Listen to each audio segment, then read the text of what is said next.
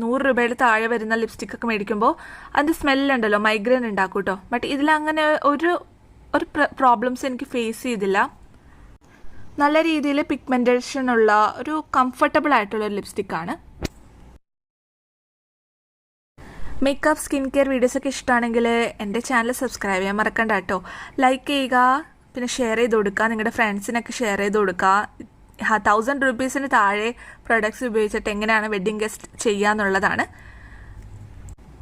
So ഈ ഒരു products നിങ്ങൾ ട്രൈ ചെയ്തിട്ടുണ്ടെങ്കിൽ കമൻറ്റിൽ പറയണേ നിങ്ങളുടെ ആ ഒരു റിവ്യൂ. സോ എനിക്ക് എന്തായാലും ഈ പ്രൊഡക്ട്സ് ഒക്കെ ഒരുപാട് ഇഷ്ടമായിട്ടോ. ഇനി ലാസ്റ്റ് സ്റ്റെപ്പ് എന്ന് പറഞ്ഞാൽ ഇതും കൂടി ചെയ്ത് കഴിഞ്ഞാൽ നമ്മുടെ മേക്കപ്പ് കംപ്ലീറ്റ് ആയി. ഹൈലൈറ്റർ ആണ്.